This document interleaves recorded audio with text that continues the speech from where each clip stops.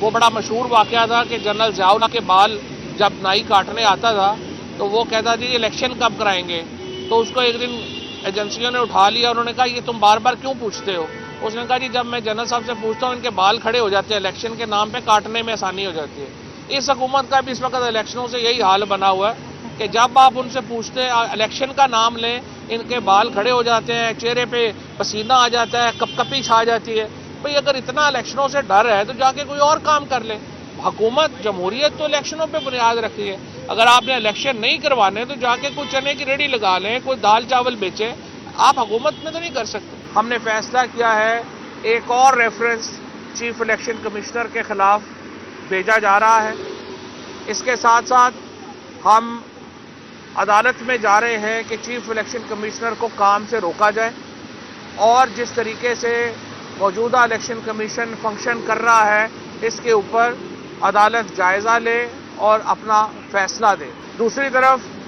آپ نے دیکھا کہ کل یہاں پہ 2 MPs راشدہ بیگم اور فرحت فاروق آپ کے سامنے آئیں میڈیا میں، اور انہوں نے یہ واضح طور کے اوپر یہ بات کہی کہ کس طرح سے ناصر علی شاہ اور شرجیل میمن کے حوالے سے ان سے رابطہ کیا پیپلز پارٹی نے اور انہیں پیسوں کی آفر کی گئی۔ یہ نہ صرف ایک کرپٹ پریکٹسز میں آتا ہے، بدترین دھاندلی میں آتا ہے، ہارس ٹریڈنگ میں آتا ہے، بلکہ یہ کرمنل آفینس ہے۔ لہذا آج ہماری پارٹی نے یہ فیصلہ کیا ہے کہ پنجاب میں شرجیل میمن اور ناصر شاہ کے خلاف پرچہ درج کیا جائے گا۔ ان دونوں MPs کے نے جس طرح سے اب کیا ہے، ان دونوں کو ہارس ٹریڈنگ میں اور کرپٹ پریکٹسز میں بک کیا جائے، اور اس کے ساتھ ساتھ ان کی نااہلی کے ریفرنس بھی جو الیکشن کمیشن ہے اس کو بھیجے جائیں کہ وہ ان کے خلاف کارروائی کرے۔ ہمارے ایک MPA خواجہ مسعود رحیم یار خان سے جو پچھلی دفعہ ووٹ دینے میں ناکام ہوئے تھے پرویز الہی صاحب کو، ان کو ہم نے نااہل ڈکلیئر کر دیا ہے۔ چیئرمین PTI نے اس ضمن میں اپنی جو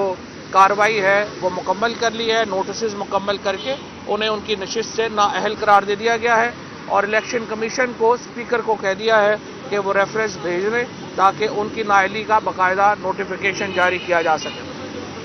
جہاں تک پاکستان کی سیاسی صورتحال کا تعلق ہے، نیشنل سیکورٹی کمیٹی کی میٹنگ ہوتی ہے، جو سب سے زیادہ افیکٹڈ پروونس ہے، جس صوبے کو سب سے زیادہ اس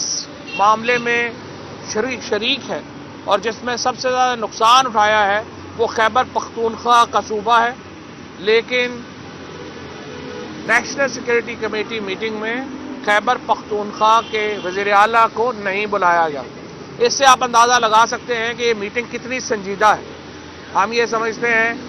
کہ اگر آپ سنجیدگی اختیار نہیں کریں گے معاملات میں، کیونکہ ابھی تک جو موجودہ کابینہ ہے، موجودہ حکومت ہے، اس کا صرف ایک ہی موٹو ہے کہ اتنی بڑی کابینہ بن جائے، اس کابینہ کو سارے پھر دوروں پہ بھیج دیں، اور اس کے بعد اللہ خیر صلی اللہ اور اپنے کیسز معاف کرائیں۔ بڑی کابینہ، بیرونی دورے اور کیس معاف کرانا، یہ 3 اس حکومت کی پرائرٹیز ہیں۔ لہذا ہماری معیشت جو ہے وہ تباہ و برباد ہو گئی ہے، اس کے ساتھ ساتھ ہمارا لا اینڈ آرڈر جو ہے وہ تباہ و برباد ہو گیا ہے، اور اس پر سنجیدگی کا عالم یہ ہے کہ جو صوبہ سب سے زیادہ متعلقہ ہے اس کو نیشنل سیکورٹی کمیٹی میں بلانے کی زحمت تک جو ہے وہ نہیں کی گئی۔ اس سے آپ اندازہ لگا سکتے ہیں کہ کتنے سنجیدہ لوگ ہیں جو اس وقت پاکستان کے معاملات جو ہیں اس کو دیکھ رہے ہیں اور چلا رہے ہیں۔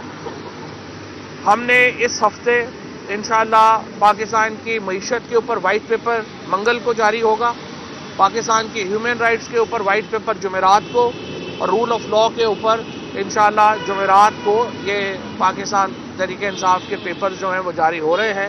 اور قانونی کارروائیاں جو میں نے آپ کو بتائیں وہ اس ضمن میں مکمل کی جا رہی ہیں۔ پنجاب اسمبلی کی تحریر کا معاملہ تو طے ہے، وہ تو صرف رکا ہوا ہے اس وجہ سے کہ انہوں نے اپنی جو عدم اعتماد کی تحریک ہے وہ جمع کروا دی تھی۔ اس حکومت پہ الیکشن کے نام سے تو کبھی طے جاری ہو جاتی ہے۔ وہ بڑا مشہور واقعہ تھا کہ جنرل ضیاء کے بال جب نائی کاٹنے آتا تھا تو وہ کہتا تھا یہ الیکشن کب کرائیں گے، تو اس کو ایک دن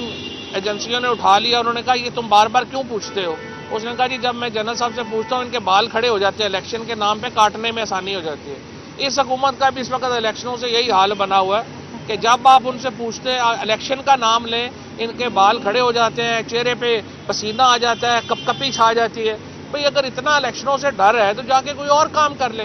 حکومت جمہوریت تو الیکشنوں پہ بنیاد رکھی ہے۔ اگر آپ نے الیکشن نہیں کروانے تو جا کے کوئی چنے کی ریڑھی لگا لیں، کوئی دال چاول بیچے، آپ حکومت میں تو نہیں کر سکتے۔